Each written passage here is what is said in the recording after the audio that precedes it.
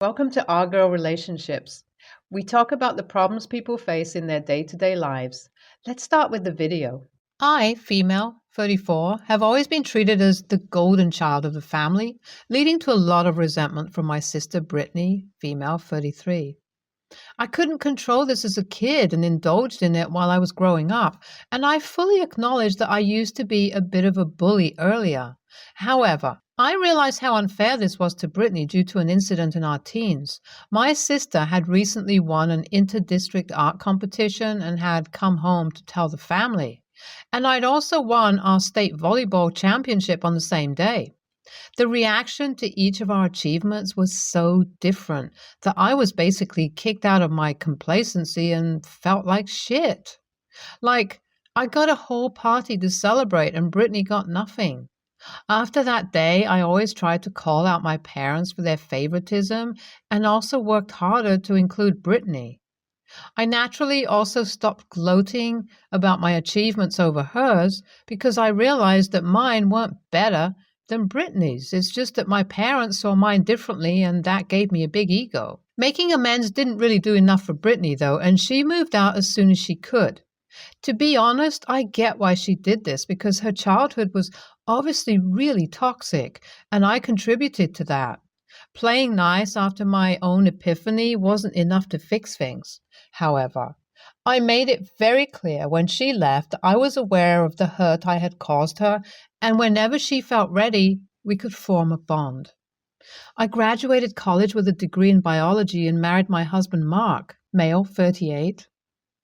My parents had also taken this time to mature and realize how badly their favoritism had hurt Brittany, and tried to make amends. She accepted their apologies, and the family dynamic is better now, except for one thing. My sis never hesitates to insult me or my parents for the mistakes of our past, with pointed jibes. She found her own way as an independent digital artist and was making a lot more money than me when I started out. And she used to say things like, "I wonder if mom and dad celebrate your empty bank account more than mine now. Ha ha." Well, she'd always play it off as a joke. I was genuinely hurt by those comments. I didn't really say anything about it, though, because some part of me felt like I deserved it. Mom and Dad also dealt with very similar behavior. Over the last 2 years or so, Brittany and I kind of had a role reversal in our fortunes, though. She went through a bout of anxiety and depression and ended up facing a huge creative block. Due to that, all of her contracts and projects ran dry, and she's basically jobless now. In fact, last year she moved back in with mom and dad to try and cut costs while trying to get her footing. I, on the other hand, switched from independent research to working as an environmental analyst in a big company, and my husband also got a few promotions in his field. Due to that, we've recently bought our first house and have a considerable chunk of savings for the future. Brittany's situation is really tough, and the whole family is trying to help her through this. She accepted our help, but there were still a few problems yet to be ironed out. Mom and Dad also rant to me that my sister is a bit mean during conversation and often turns every conversation towards the way she was treated as a child. Like something as small as, "Hey, Brittany, it was your turn to take out the trash," could set her off on a rant about all the hurt we had piled on her. We didn't call her out on this, again burdened by our terrible behavior in the past. I guess all three of us are too scared to call her out because some part of us feels like we deserved it. About 3 months ago, Mark's great uncle passed away and left behind a sizable family fortune for all of his children and relatives. Mark himself was always well off, but this great uncle of his was on another level. He left Mark a huge amount of money in his will, and my husband, sensible man that he is, decided to buy a bunch of property as a long-term investment. We bought one apartment in the city and a small house in our neighborhood that had been lying vacant. The rest of the money we put into a mutual fund that gave us safe and decent returns. The apartment got rented out really fast as it was in prime property, but I was a little puzzled as to why Mark bought the house. Sure, it was a good long-term investment, but right now, nobody would buy it. Instead of leaving it empty for a couple of years, I had an idea. Why not ask Brittany to move in? It would be a win-win, giving her her own space and also giving my parents some breathing room. I could tell that they were getting a little too frazzled by having Brittany staying with them, and the distance would help us all probably communicate better. So I floated the idea to my parents and asked Mark about it too. Mom and Dad agreed enthusiastically, and Mark also felt like it wouldn't be a big problem for us to manage. Although he was a little hesitant about it, I vouched for Brittany and told him that she would maintain the property really well. So with the green light from Hubby and my parents, I told Brittany about the plan. I knew she might feel a little put off if it felt like I was the brains behind it, so I spun the story as Mark wanting you to have the house for a while as it'll help you get back on your feet. She was ecstatic to hear this, and my sister was living down the street from us within a week. Right after she moved in, we went over with a bottle of wine for the housewarming and sat down and talked about the neighborhood and things to do. Brittany was being really, really chirpy and borderline flirty with Mark, and I was getting really uncomfortable with it. My husband was trying to laugh off her comments, but I could tell that he also felt weird. Eventually, I snapped after my sister suggestively asked Mark how she could pay him back. The tone was very seductive, and said, "Hey sis, maybe you've had a bit too much wine. You're kind of acting like a jerk right now." To this, she responded with, "Relax, OP, I won't come after your man. Besides, you never liked to share before, so why would you start now?" There was yet another unnecessary jibe about my past shittiness, and I realized what Mom and Dad had been living with all this time. Making an excuse, my husband and I left and decided to tread cautiously around Brittany, maybe regretting our decision a tiny bit. But the wildest part of this story happened just 4 days after this. I came home after work to see our screen door cut into, the front door wide open, and noises from indoors.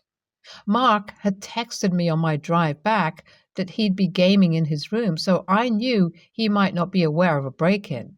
I texted him and dropped a missed call before slowly stalking into the room. On the living room couch, I saw Brittany dressed in lace lingerie and very obviously drunk. Lowering my guard, I asked out of surprise, "What the frick are you doing here?" She jumped and looked back at me and slurred out, "I'm here to get what's mine. Where's Marky? I wanted to surprise him. I was not ready for this. And I saw Mark coming downstairs, gaming headphones around his neck, and with the most concerned look on his face. "Brittany, did you break in? And why?" But before he could ask, Brittany continued, "I wanted to surprise you. I mean, don't you want to get with me? I'm hotter, younger, and better. Like, you gave me a house for free. Surely there's something there. I would have preferred doing this without OP finding out, but divorce is an option." This is where I drew the line. I couldn't take this behavior. After how nice had been to her, this was the thanks I got. She didn't even know that I wanted her to have the house or not. Nope, just nope. I shoved Brittany out onto the street in her lingerie and asked her to pack up her things by the end of the week. I screamed, "You're just a terrible person. All we did is give to you, and you tried to be a home wrecker. Get out of here, you slut." After she left, I apologized profusely to Mark for asking him to give Brittany the house and proposed evicting her ASAP. He enthusiastically agreed. He felt very icked out by the situation. Brittany texted me the following morning after I told her she needed to move out, claiming that she was blackout drunk, and I shouldn't punish her for what she'd said and did. I didn't buy this and told her that I don't care. However, my parents are trying to convince me to just let her stay and work instead of establishing a strong boundary, as the other alternative is just her living with Mom and Dad again. I see their side of the story, and yes, Brittany was too drunk to know what she was doing, But am I right to not give second chances? Update 1. Brittany decided to not move back with mom and dad and is renting out an apartment with monthly pocket money being sent to her by my parents. Good riddance, I say. I also had it out with my parents about basically excusing Brittany's behavior and being selfish, and things are a little tense between us right now. As for the house, I think we'll just keep it as is and hope for a buyer, renter in the future. Update 2. I got a call from Brittany that started out with what seemed like a genuine apology. She admitted that she had been single for a while and Mark's generosity seemed like a sign to her, but then it went awry when she started talking about how mean I was to her and tried to make the whole conversation about that. I literally could not take it anymore and just hung up midway through. She complained to our parents about it, but they're taking my side this time. I am happy about it, and I'll talk to them and sort things out between us. Update 3. Things have a way of working out, it seems. Mark's office recently hired a guy from out of state, and he's moving here with his family. My husband offhandedly mentioned the property he has, and this guy is interested in living there. So I guess Mark's investment paid off earlier than we thought.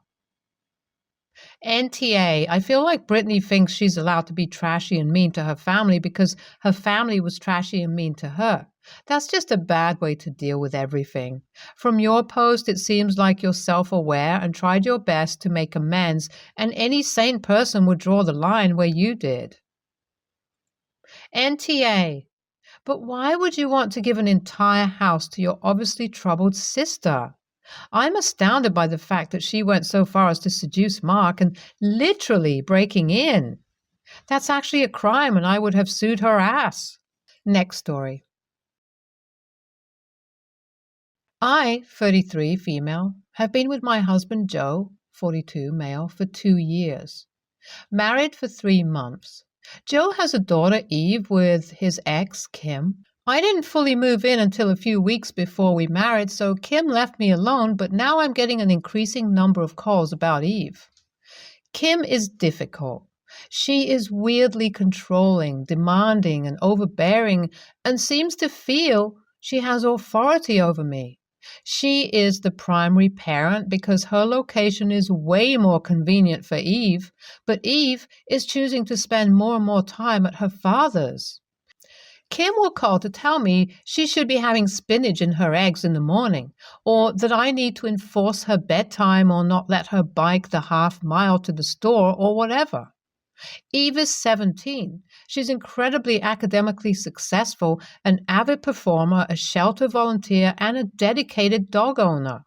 She's maintained the same close friend group since first grade. She's had a boyfriend since she was 15, and their relationship is adorable. She wakes up and exercises every day on her own. I mean, all this to say that she doesn't need me breathing down her neck. Eve blows me away with how responsible and awesome she is. Don't misunderstand, I have a great relationship with her, but I'm not going to step into this girl's life at this age and try to parent her, especially not in the way her mom wants. I'm not saying I would or do let her do anything she wants, but I'm not about to tell her what to eat or when to go to bed. That's between her and her dad. And Joe doesn't think it's necessary either. But his and Eve's approach to dealing with Kim's demands is simply to agree to her face and then disregard and do as they wish. I realize that it's easier, but I'm not going to play these games. So when Kim called me yet again to tell me that she didn't want Eve to go to her friend's party today because it might be dangerous, a pool party in her friend's backyard, and I wasn't allowed to drive her there, I told her that she was delusional. Eve was going. She's not a baby, and there was nothing dangerous about it. She started yelling about how I am a stepmom now, not a friend, and I needed to start acting like it. I told her that I was never going to be a stepmom. I'm just her dad's wife, and that's the relationship that's working for all of us. I told her to stop freaking calling me and to see a therapist. I stopped short of telling her that she's trashing her relationship with Eve by being so overbearing because it wasn't my place. But a part of me still thinks I should have said it because she needs to hear it. Kim showed up to yell at all of us in person, and now Joe is super annoyed with me.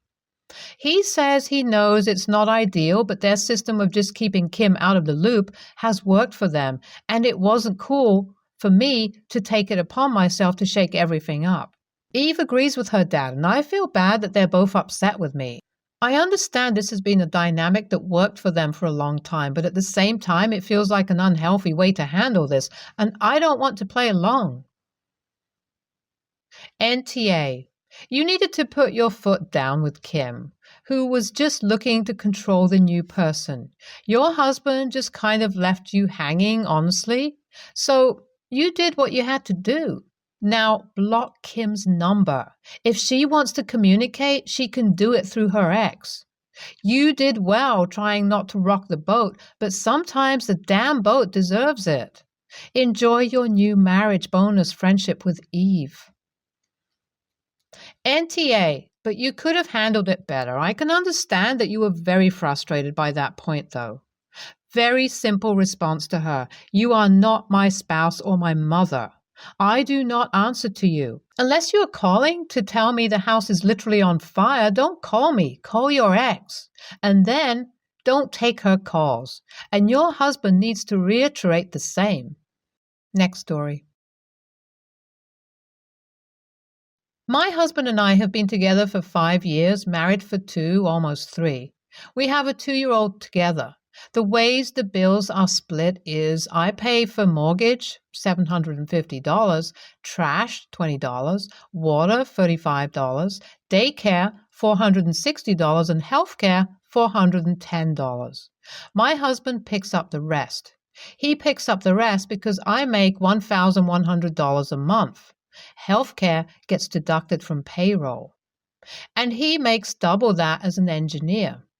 I recently got approved for disability at $1,500 a month, and when I first got the letter, he told me he wasn't going to tell me how to spend my money.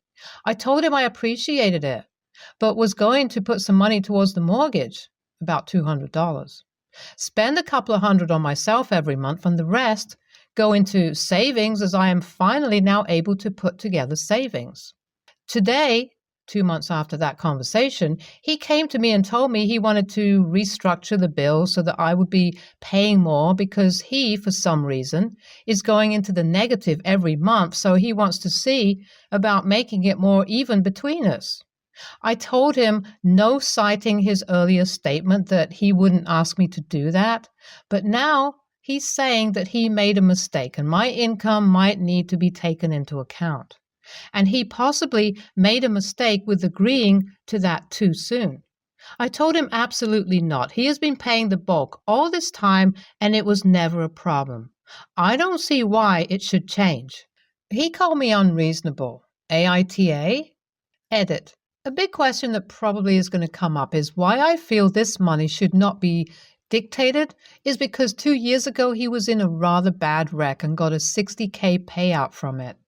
I did not dictate how he spent that money. I didn't say that it needed to be spent on the house, so he spent it as he pleased, mainly on his hobbies. Another edit. The things that he contributes is the power bill, internet, car maintenance, gas, groceries, and things like that. The last time I saw the budget, 3 months ago, his total bills added up to between $1,700 to $1,900, depending on car maintenance and other non-static things like that. I was wondering why I kept getting this question, but I guess I didn't put it in the original post. I'm not receiving SSDI. I am receiving military disability, so that's why I'm still able to work despite being disabled. ESH for not being able to sort this out. Seriously, this is going to be my judgment from now on for couples who can't have adult discussions. You need to sit down and work out your budget with income and outgoings, then work out how much you have left. If you don't have money left, you need to reevaluate your outgoings.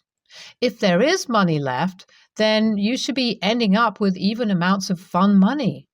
Disability payments are different. They aren't supposed to cover fun money or even bills. They are for the extra cost of being disabled.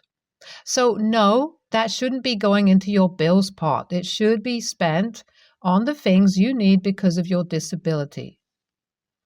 ESH. It sounds like you all need to communicate way better. Start by figuring out why he's going into the red every month. Does he have too high a burden of bills? Or is he being irresponsible with his money?